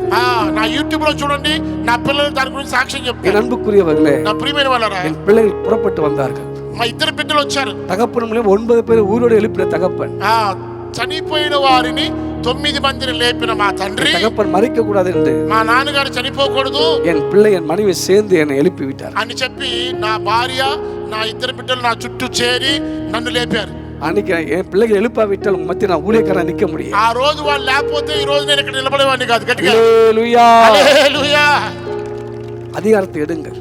అధికారాన్ని తీసుకుందాం. பிசாசு மேல அதிகாரத்தை எடுங்கள். సాతాను దగ్గర అధికారం లాక్కుందాం. வியாதி மேல அதிகாரத்தை எடுங்கள். వ్యాధి మీద అధికారం తీసుకుందాం. நீங்க தரித்திரத்தோடு வாழ்வது தேவ சித்தம் இல்லை. మీరు దరిద్రతలో ఉంటే దేవుని చిత్తం కాదు. நீங்க சாபத்தோடு வாழ்வது தேவ சித்தம் இல்லை. శాపములో ఉంటే దేవుని చిత్తం కాదు. பில்லி சுனி ஆவியோடு வாழ்வது தேவ சித்தம் இல்லை. శాతముల శక్తుల చేత పీడించబడ్డ దేవుని நீங்க చిత్తం சொல்ல కాదు. வேண்டிய ஒன்று, எனக்குள்ள நித்திய ஜீவன் இருக்கிறது. మీరు చెప్పాల్సిన మాట ఒక్కటే, నాలో నిత్య జీవం ఉన్నది. எந்த வியாதியும் வியாகுலமும் வறுமையை பிரிக்க ఏ முடியாது. వ్యాధి దుఃఖము దరిద్రత నన్ను వేరు చేయదు. நான் கெட்டு போக மாட்டேன். నేను నశించిపోను. எனக்குள்ள கிறிஸ்துவின் அன்பு இருக்கிறது. నాలో క్రీస్తు ప్రేమ ఉంది. தேவனுடைய அன்பு இருக்கிறது. దేవుని ప్రేమ ఉంది. நான் அப்பா என்று கூப்பிடுறதுக்கு உரிமை எனக்கு నేను தந்திருக்கிறார். తండ్రి అని పిలువటానికి అర్హుడను. நான் அடிமையாய் வாழ்வதற்கல்ல, నేను బానిసగా இந்த బ్రతకడానికి కాదు. பூமியிலே தேவனுடைய பிள்ளையாய் வாழ்வதற்கு, ఈ భూమిలో దేవుని బిడ్డగా நான் జీవించడానికి, சுதந்திரவாளியாய் வாழ்வதற்கு, నేను స్వతంత్రుడిగా జీవించడానికి, சகலத்தையும் ஆள்வதற்கு సమస్తమును పరిపాలించడానికి ஒரு விஷயத்தை சொல்லி முடிக்க விரும்புகிறேன். ఒకే విషయం చెప్పి ముగిస్తా. ஒரு மந்திரவாதி ஒரு குறிப்பிட்ட இடத்துல தான் மந்திரவாதியா இருக்க முடியும்.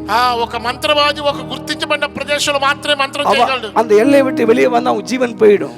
ఆ స్థలాన్ని విడిచిపెట్టి గనక అతను బయటకు వస్తే అతను చచ్చిపోతాడు. ஒரு ரவுடி ஒரு குறிப்பிட்ட எல்லையில தான் ரவுடியா இருப்பான். ఒక రౌడీ ఒక ప్రాంతంలో రౌడీగా ఉంటాడు. அதுக்கு மேல ரவுடியா வந்து அவனை வெட்டி போட்டு, అక్కడ నుంచి తొలగిల్లను కూడా అక్కడ వాళ్ళు చంపేస్తారు. ஆனா நீங்களும் நானும், అయితే మీరు నేను, இயேசு சொன்னார், యేసయ్య అన్నాడు, வானத்திலும் பூமியிலும் சகல அதிகாரம் கொடுக்கப்பட்டிருக்கு. భూమి మీదను ఆకాశంలో సర్వాధికారం ఇవ్వబడింది. புறப்பட்டு போங்கள், వెళ్ళండి, பிசாசை துரத்துங்கள், సాతాను వెళ్ళగొట్టండి, சர்பத்தை எடுங்கள், సర్వజనులకు కరగల తట్టి ఉచ్చారించు. గట్టిగా చెప్పని కొడదాం. இன்னைக்கு ஆண்டவருடைய வல்லமை உங்க மேல இறங்க ఈ போகுது. రాత్రి దేవుని శక్తి నీ మీదకి రాబోతుంది. இதுவரைக்கும் இல்லாத தேவனுடைய மகிமை உங்க மேல இறங்க போகிறது. ఇంతవరకు నువ్వు చూడని దేవుని మహిమ నీ మీదకి இதுவரைக்கும் రాబోతుంది. இல்லாத ஆசீர்வாதத்தை நீங்க இன்னைக்கு பார்க்க போறீங்க. ఇంతవరకు లేని ఆశీర్వాదాలు చూడబోతున్నావు. இதுவரைக்கும் திருச்சபையில ஒரு பெரிய மாற்றத்தை தேவன் ఇక கொடுக்க మీద నీ போகிறார். సంఘాల్లో అద్భుతాన్ని చూడబోతున్నారు. இதுவரைக்கும் இல்லாத காணக்கூடிய சாபங்களை முறிக்க போகிறது. ఇంతవరకు చూడని శాపాలు మీరు తొలగించబోతున్నారు. காண நன்மை நீங்கள் பார்க்க போறீர்கள். ఇంతవరకు చూడని మేలు మీరు చూడబోతున్నారు. இன்னைக்கு ஆண்டவருடைய வல்லமை உங்களை தொட ఈ రోజు போகிறது. దేవుని శక్తి మీరు తాకబోతుంది. நீங்கள் அடிமை இருப்பது தேவ சித்தம் இல்லை. మీరు బానిసలుగా ఉంటే దేవుని చిత్తం కాదు. நீங்கள் பாவத்தோடு வாழ்வது தேவ சித்தம் పాపంలో இல்லை. ఉంటే దేవుని చిత్తం కాదు.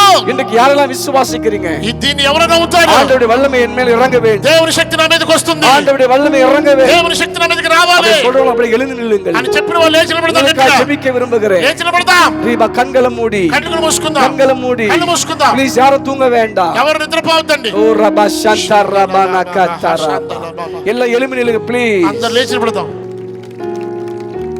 ஏதோ வாரம் வாரம் பைபிள் எடுத்துக்கணும். ఏదో వారం వారం బైబిల్ చేత పట్టుకొని பாஸ்டர், అయ్యో వందనాలయ్యా, పాస్టర్ గారు వందనాలు. அதே வியாதி, అదే వ్యాధి பாஸ்டர் பிரசங்கம் பண்ணுவார். పాస్టర్ గారు ప్రసంగం. நீ ஆண்டவருக்கு உண்மையாயிரு, నువ్వు దేవునికి నమ్మకంగా ఉండు, நீ ஜெபம் பண்ணு, నువ్వు ప్రార్థన చేయి நீங்க சொல்வீங்க. అని మీరు అంటారు. ஜெபமே பண்ண முடியாது. అయ్యా ప్రార్థన அது ஒரு பிசாசு உள்ள இருக்கு, அதை துரத்துறது ஜெபம் பண்ணுவோம். అదొక సాతాను నీలో ఉంది, అది వెళ్ళిపోవాలని గట్టిగా ప్రార్థన దాన్ని తరిమేయాల. குற்ற மனசாட்சிக்குள்ள இருக்கக்கூடாது. పశ్చాత్తాపం కూడా మనస్సాక్షి వల్ల ఉండకూడదు, ఉండొద్దు. தேவன் கொலோசியர் 1:21 சொல்லுகிறாரு, కొలస్సీ 1:21 అంటున్నాడు, அவர் நம்மளை நீதிமானாக்கி வச்சிருக்கார். ఆయన మనలను నీతివంతులుగా మార్చాడు. ஒருவரும் தண்டிக்க கூடாதான், ఎవరిని కూడా మనం శిక్షించకూడదు. நம்மள அப்படி நம்மள தம்முடைய மரணத்தால ஒப்புரவாக்கி இருக்கிறார். అలాగూ ఆయన మరణం ద్వారా మనల్ని దేవుడు సంధి చేసి. தயவு செய்து பரிசுத்தவான்களே, దయచేసి మీరు పరిశుద్ధులు, ஊழியர்களே, సేవకులారా, நீங்க அங்கங்க சுத்தத்தை விட்டு விட்டு வேதத்தை புதிய ஏற்பாடு நிருபங்கள் அதிகமா படிங்க. మీరు అక్కడక్కడ తిరగటం వదిలేసి క్రొత్త నిబంధనలో ఉన్న పుస్తకాలు బాగా చదవండి. தேவ அன்பு மக்களுக்கு காட்டுங்க. దేవుని ప్రేమ ఏంటో ప్రజలకు చెప్పండి. நீங்க படுற பாட காட்டாதீங்க. మీరు పడే శ్రమలు వాళ్ళ మీద రుద్దకండి. நீங்க படுற கஷ்டத்தை காட்டாதீங்க. మీరు పడే కష్టాన్ని వాళ్ళ మీద రుద్దొద్దు. அதோட பிச்சை எடுக்கலாம். మనం అప్పుడు భిక్షం ఎత్తుకోవాలి. அதுக்கு அழைக்கிற கடமை. అందుకు దేవుడు పిలవలేదు. உன்னை அழைச்ச நோக்கமே, నిన్ను నన్ను పిలిచిన ఉద్దేశం, கிறிஸ்து பட்ட பாடு நிமித்தம் நமக்கு வந்து ஆசீர்வாதங்கள். క్రీస్తు మన కొరకు శ్రమ పడ్డాడు, మనకు ఆశీర్వాదం அவர் వచ్చింది. உயிரோடு எழுந்த நோக்கத்தை ஆசீர்வாதங்கள். ఆయన తిరిగి లేచినందుకు తెలుసా నిన్ను ఆశీర్వదించడానికి. அவர் ஜீவிக்கிற ஆசீர்வாதங்கள். ఈ రోజు ఆయన జీవించుచున్నాడన్న ఆశీర్వాదం.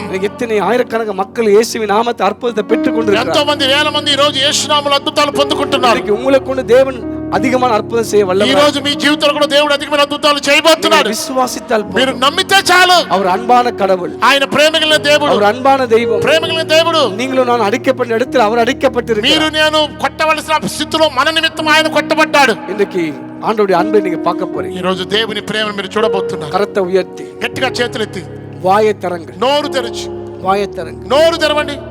ஆண்டவரே, ప్రభువా நான் நம்முடைய பிள்ளையா இருக்கிறேன். నేను నీ బిడ్డగా ఉన్నాను. இந்த பூமியில நான் ஆசீர்வாதமா இருப்பது. ఈ భూమిలో నేను ఆశీర్వాదకరంగా ఉండాలి. நான் அந்த பூமியில நம்முடைய சாயலாய் வெளிப்படுத்துவது. ఈ భూమిలో మీ స్వరూపాన్ని నేను చూపించాలి. సర్వத்தை ఆளுவதற்கு, సర్వాన్ని పరిపాలించడానికి, என் மறுவாழ்வை கொடுப்பதற்கு, నేను మరు జీవితం జీవించడానికి. நான் பூமியில கல்லிமனான மனுஷன் அல்ல. అయ్యా ఈ భూమిలో నేను మట్టి లాంటి మనిషిని కాదు. வார்த்தையா ஜனிப்பிக்கப்பட்டிருக்கிறேன். అయ్యా నీ మాట ద్వారా నేను జన్మించిన వాడను. புதிய சிருஷ்டியா ஜனிப்பிக்கப்பட்டிருக்கிறேன். నూతన సృష్టిగా జన్మించిన వాడను. நான் மறுவாழ்வு வாழ்வதற்கு பிறந்திருக்கிறேன். పరలోక సంబంధమైన జీవితం జీవించడానికి పుట్టిన వాడను. వల్లమి ఇరంగి వర నాలోకి శక్తి వచ్చును గాక. వల్లమి எனக்குள்ளே వర ప్రభువాని శక్తి నాలోకి వచ్చును గాక. వ్యాధిயோடு இருப்பது நான் விரும்பவில்லை. వ్యాధిలో ఉంటే నాకు ఇష్టం లేదు. சாபத்தோடு இருப்பது நான் விரும்பவில்லை. శాపంలో ఉంటే ఇష్టం లేదు. வாயை திறந்து தயவு செய்து பேசுங்க. చెప్పండి, నోరు తెరిచి చెప్పండి. வாயை திறங்கள் ప్లీజ్. మీరు నోరు తెరిచి చెప్పండి. வாயை கட்டி வைக்கிற பிசாசு வெளியே போகட்டும். మీ నోరు కట్టి వేసిన సాతాను వెళ్ళిపోను గాక. வெளியே போகட்டும் இயேசுவின் நாமத்தில். యేసు నామములో బయటికి పో. நீங்கள் வாயை திறக்கும்போது அற்புதம் நடக்கும். మీరు నోరు తెరిస్తేనే అద్భుతం జరిగింది. విశ్వాసం என்பது அறிக்கையினால் வருவது. విశ్వాసం అనేది నోటి ద్వారా ఒప్పుకోవడం ద్వారా அறிக்கை జరుగుతుంది. செய்யும்போது அற்புதம் நடக்கும். మీరు ఒప్పుకుంటే అద్భుతాలు జరుగుతాయి. 12 வருஷம் பெருமாளுடைய ஸ்திரீ அறிக்கை செய்தார். 12 సంవత్సరాల రక్తస్రావం ఒప్పుకుంది. స్వస్థమావే, నేను బాగుపడతాను, స్వస్థమావే, నేను బాగుపడతాను சொன்ன அதே போல தேவன் చెప్పిన స్వస్థమాக்கப்பட்டார். ప్రకారంగా యేసు ద్వారా ఆమె బాగుపడింది. అద్భుతத்தை కట్ట செய்ய ఈ போகிறார். రాత్రి దేవుడు అద్భుతం చేయబోతున్నాడు. గట్టిగా చెప్పండి కొట్టాలి. దేవుడి వల్లమి చెప్పండి కొట్టాలి. దేవుడి శక్తి మీదకి రాబోతుంది. దేవుడి వల్లమి ఇప్పుడు దేవుడి శక్తి నిన్ను కమ్ముకోబోతుంది. దేవుడి శక్తి మీదకి రాబోతుంది. వల్లమి అழிக்கப்படுகிறது. శక్తులు పారిపోబోతున్నాయి. இருக்கிற பிள்ளிசுனி వల్లమి అழிக்கப்படுகிறது. నిన్ను చేతపడే శక్తులన్నీ కూడా సకల తొలగిపోతున్నాయి. వ్యాధులను విడిచి సకల వెళ్ళిపోతుంది. వ్యాధులను విడిచిపెట్టి వెళ్ళబోతున్నాయి. యేసువిன் నామத்தில் యేసు నామములో దేవుడి వల్లమి ఓవర్ మీద దేవుడి శక్తి ఒక్కొక్కరి మీదకి వస్తుంది. கண்கள் மூடி வல்லமை பெற்றுக்கொள்ளுங்கள். దేవుడి శక్తి వస్తుంది. పొందుకో, పొందుకో. வாயை திறங்கள். నోరు తెరిచి పొందుకో. ஆண்டவருடைய அக்கினி ఇప్పుడే இறங்குகிறது. దేవుని అగ్ని మీదకి వస్తుంది. வல்லமைகள், సమస్త சகல దుఃఖాలు, வியாதிகள் సకల వ్యాధులు விட்டு நீங்குகிறது. నిన్ను విడిచి తొలగిపోతున్నాయి. கிறிஸ்துவுக்காய் பட்ட பாடுகள், క్రీస్తు మీ కొరకు పడే శ్రమలు நீங்க அவருடைய பிள்ளையாய் மாறுவதற்கு, మీరు ఆయన బిడ్డలుగా మారడానికి, நீங்கள் மறுவாழ்வு வாழ்வதற்கு, మీరు మరొక జీవితం ஆதாம் జీవించడానికి, இழந்த அத்தனை ஆசீர்வாதத்தை ఆదాము பெறுவதற்கு, కోల్పోయిన ఆశీర్వాదాలు இப்பொழுது పొందడానికి ஆண்டவருடைய வல்லமை இறங்குகிறது. ఇప్పుడే దేవుని శక్తి మీదకి వస్తుంది. பாபா ஷாதாராபானி காதாராபா. இப்போது வல்லமை இறங்கிக் கொண்டிருக்கிறது. ఇప్పుడే దేవుని శక్తి మీదకి வல்லமை వస్తుంది. இறங்கிக் దేవుని கொண்டிருக்கிறது. శక్తి మీదకి వస్తుంది. ஜானகி, జానకి, ஜானகி, జానకి. ஆண்டவன் பேரை சொல்லி அழைக்கிறார். దేవుడు పేరు தேவனுடைய வல்லமை పిలుస్తున్నాడు. தொட்டு கொண்டிருக்கிறது இன்னைக்கு. దేవుని శక్తిని தீராத తాకుతుంది. பலவீனம் சரித்து விட்டு விலகி போகிற ஜானகி, జానకి, தீபாலா ஷாதாராபானி ஷாதா. இப்போது அன்பு வல்லமை இறங்குகிறது. ఇప్పుడే దేవుని ప్రేమని మీదకి இப்போது వస్తుంది. தேவனுடைய வல்லமை இப்ப దేవుని ருசிப்பா. ప్రేమని మేము రుచిస్తున్నాం. இயேசுவின் நாமத்தினால் యేసు నామములో இப்போது வல்லமை தொடுகிறது. ఇప్పుడే శక్తిని இப்போது తాకుతుంది. வல்லமை தொடுகிறது. ఇప్పుడే శక్తిని తాకుతుంది. இயேசுவின் நாமத்தினால் యేసు నామములో லட்சுமி என்ற பெயர்ல లక్ష్మి అనే పేరులో கர்ப்பத்தில் ஒரு கட்டி இருக்கிறது. ఈ గర్భములో కట్టి இயேசுவின் ఉన్నది. நாமத்தில் இப்போது மறையட்டும். యేసు నామములో కలిపి தேவ வல்லமை இறங்கி దేవుని கொண்டிருக்கிறது. శక్తిని మీదకి கரங்களை వస్తుంది. தட்டி கொண்டிருங்கள். దేవుని శక్తి வானம் పొందుకో. உங்களுக்கு திறக்கப்படட்டும். ఆకాశములు இன்னைக்கு తెరవబడను தேவனுடைய గాక. வல்லமை துரட்டும். దేవుని శక్తి మీద తాకుగాక. இது வெறுமையா போவது அல்ல. కొద్దిగా వెళ్ళకూడదు. ஏதோ ஒரு கூட்டத்துக்கு வரவில்லை. ఏదో కూట కూర్చో இன்னைக்கு కాదు. தேவனுடைய அன்பை நீங்க அறிந்து ఈ கொள்ள రోజు வேண்டும். దేవుని ప్రేమను அந்த அன்பு తెలుసుకొని ஆழத்தில் వెళ్ళాలి. கட்டப்பட ఆ வேண்டும். ప్రేమ చేత కట్టబడాలి. தேவ பிள்ளையார் பூமியில் விளங்க దేవుని బిడ్డగా வேண்டும். భూమి మీద జీవించాలి. தேவனுடைய ஆசீர்வாதத்தை பெற దేవుని வேண்டும். ఆశీర్వాదాలు இந்த పొందాలి. அன்பை வாழ்வதற்கல்ல. యేసు నామములో இந்த అధికము பூமியில் சகல జీవించాలి. ஆசீர்வாதத்தோடு భూమి வாழ்வதற்கு మీద ఆశీర్వాదాలు இப்போது జీవించాలి. ஆண்டவருடைய வல்லமை இறங்குகிறது. ఇప్పుడే దేవుని నింపుతున్నాడు. இறங்குகிறது. నింపుతున్నాడు. இயேசுவின் நாமத்தினால் యేసు నామములో அவர் ஒவ்வொரு தொட்டு குணப்படுத்தும். ప్రతి ఒక్కరి ప్రేమను తాకి ஒவ்வொரு ముట్టుచున్నాడు. தொட்டு சுகப்படுத்தும். ప్రతి ఒక్కరి తాకి எல்லா ముట్టుచున్నాడు. சாப வல்லமை ప్రతి அழிக்கப்படட்டும். శాపాలు తగ్గిపోతున్నాయి. இப்போது அழிக்கப்படட்டும். ఇప్పుడే ఒప్పుకోండి. In the name of Jesus Christ. యేసు క్రీస్తు தீபாபா నామములో. சென்றிய பிரகாச்சாதா. இப்போது சுகமளிக்கிற வல்லமை பாய்கிறது. ఇప్పుడే స్వస్థపరిచే శక్తి నీలో ప్రవేశిస్తుంది. இயேசுவின் நாமத்தில் యేసు నామములో. பல வருஷமாக தலைவலிகள் இப்போது மறைந்து పలు போகும். సంవత్సరాలుగా తలనొప్పి యేసు నామములో పోతుంది. இப்போது அழிஞ்சு போ. ఇప్పుడే నశించిపోతుంది. இயேசுவின் நாமத்தில் యేసు నామములో. பல வருஷமாக சாப கட்டுகள் పలు సంవత్సరాలు కూడా இப்போது శాపం அழிக்கப்படுவதாக. ఇప్పుడే నశించిపోవును గాక. அழிக்கப்படுவதாக. నశించిపోవును గాక. இயேசுவின் நாமத்தில் యేసు నామములో. தீராத வியாதிகளிலிருந்து வெளியே తీరని வரட்டும். వ్యాధుల నుండి బయటికి రమ్ము. இப்பொழுது வியாதிகள் மறையட்டும். ఇప్పుడే వ్యాధులు కరిగిపోవును గాక. செயல்படுத கைகள் செயல்படு. ఓ చేయని క్రియలన్నీ కూడా చేయును గాక. செயல்படுத கால்கள் செயல்படு. పని చేయని కాళ్ళు పని చేయను గాక. வல்லமை இப்போது இறங்கட்டும். యేసు శక్తి ఇప్పుడు నిన్ను తాకును గాక. Jesus name. యేసు నామములో. யாருக்கு அற்புதம் தேவைப்படுகிறதோ ఎవరికైతే అద్భుతం అవసరం அவங்களே முன்ன ஃப்ரண்ட்ல வாருங்கள், சீக்கிரம் வாருங்கள். దయచేసి ముందుకు రండి. అద్భుతం சீக்கிரம் కావాలన్న வாருங்கள். వారు మాత్రమే ముందుకు రండి. வாருங்கள்.